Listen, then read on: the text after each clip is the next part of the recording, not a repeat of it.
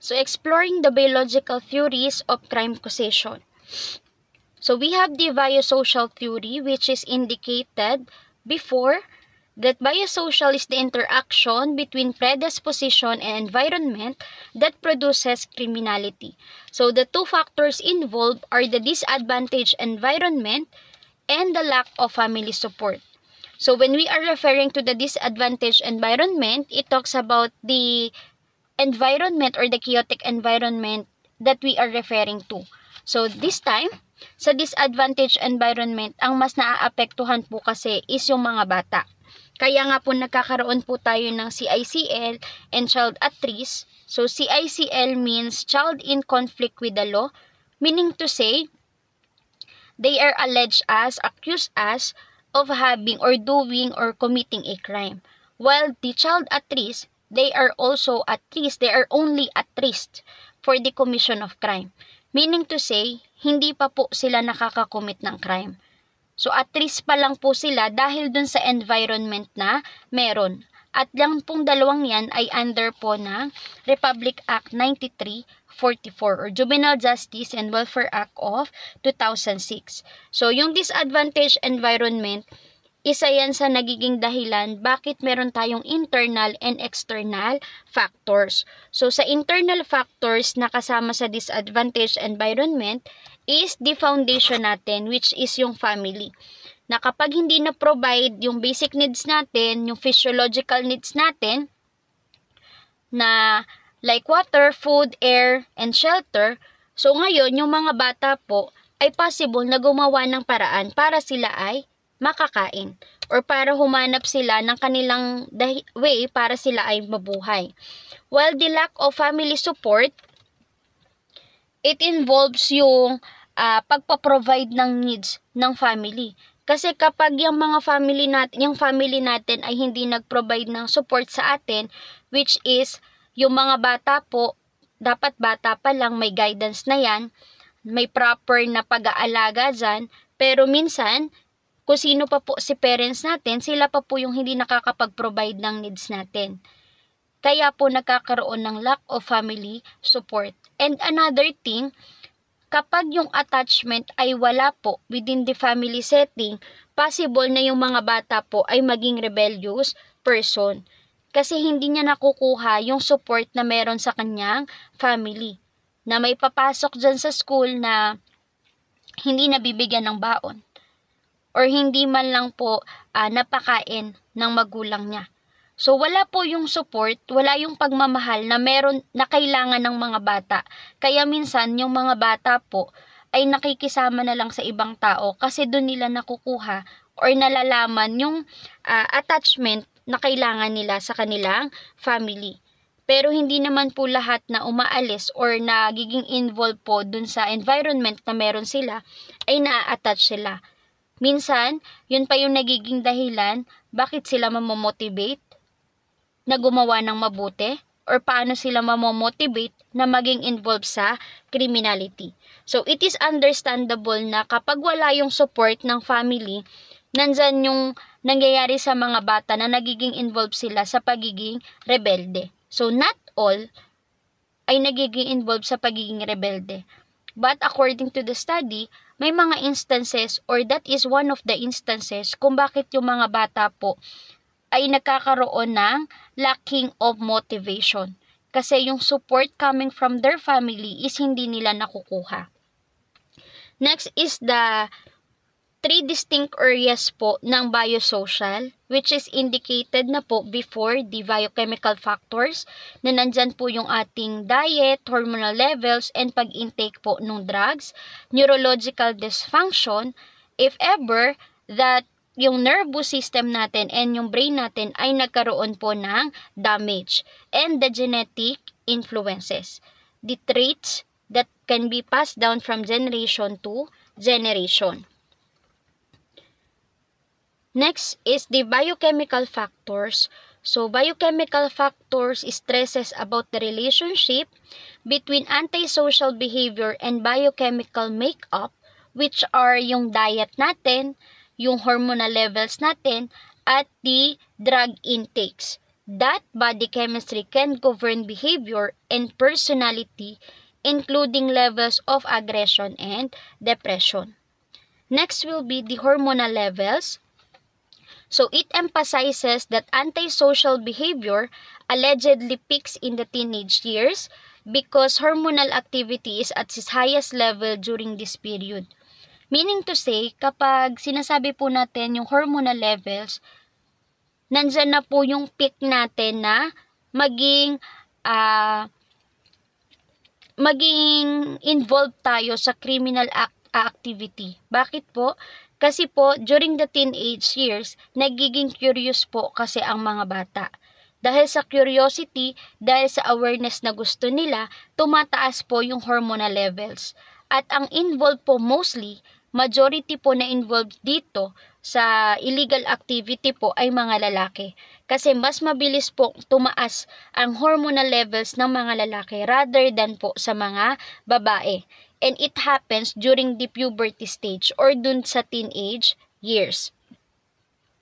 Next is the neurological dysfunction. So again, when we say neurological dysfunction, if ever the brain and nervous system of certain individuals ay nagkaroon po ng damage due to accident or due to some circumstances, nagkakaroon po tayo ng neurological dysfunction. And then minimal brain dysfunction, it is defined as the damage to the brain itself that causes antisocial behavior, injurious to the individual's lifestyle and social adjustments. So one of the specific type of MBD or minimal brain dysfunction is learning disability. So learning disability is a neurological dysfunction that prevents an individual from learning to his or her potential. Kaya nga minsan may mga tao na nag-joke na tayo, 10 minutes pa, 'di ba, bago magets yung joke. Minsan ini-explain pa natin yung joke kung ano ba yung sinabi natin. Tsaka pa lang sila tatawa. Kasi meron po talagang mga tao na slow learner or mahirap pong makakatch up sa isang bagay. So meron po sila ngayong learning disability. At may part lang po sa utak natin yung hindi gumagana, kaya po minimal brain disability or dysfunction. Pero if buong utak po or buong brain natin ay involved, neurological dysfunction. Next is the genetic influences. So it focuses on the idea that individuals who share genes are alike in personality regardless of how they are reared, whereas rearing environment induces little or no personality resemblance. So, take note that genetics natin or yung heredity, the traits na meron tayo or in-incorporate natin sa sarili natin is nanggaling po yan sa parents natin or sa biological parents natin.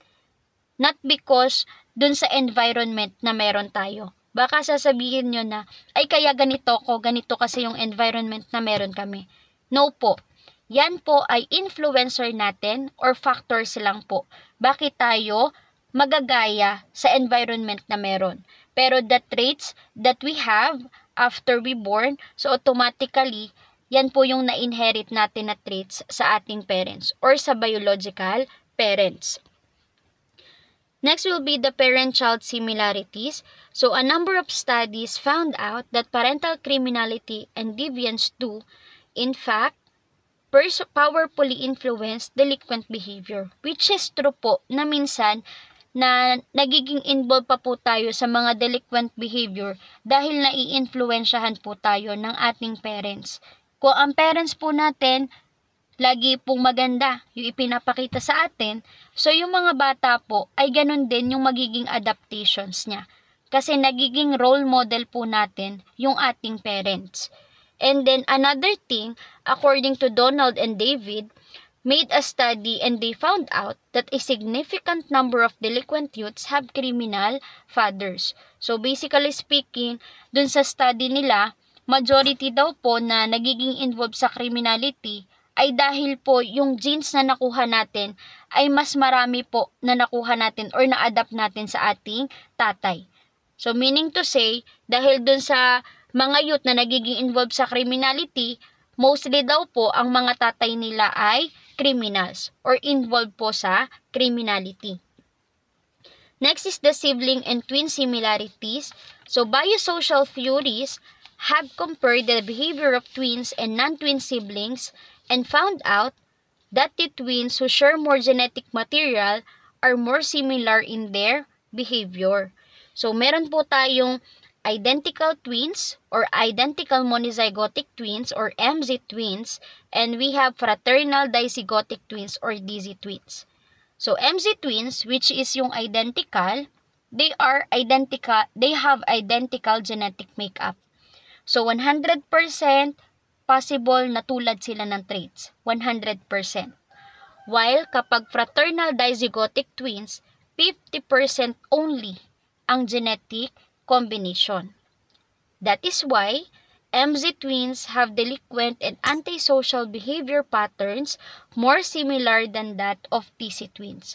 So, ang mas involved po sa criminality ay si MZ rather than DZ. Kasi si MZ po, halos same sila ng traits kasi 100% identical sila. Pero si DC, only 50% lang po ang meron sila.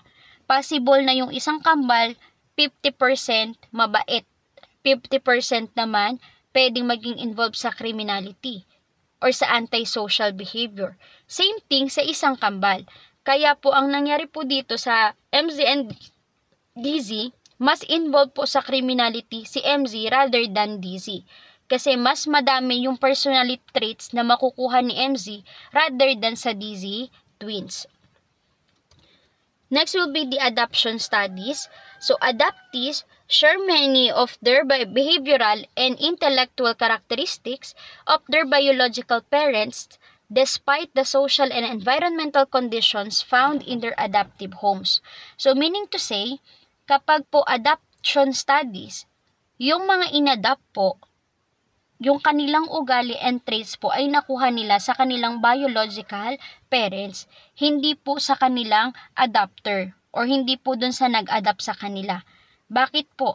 Kasi yung batang yan, kahit pa po yan ay wala pang 1 month na na-adopt na, so automatically, yung ugali at traits na meron yan ay nanggaling sa genes ng kanyang original or biological parents, hindi po dun sa nag-adopt.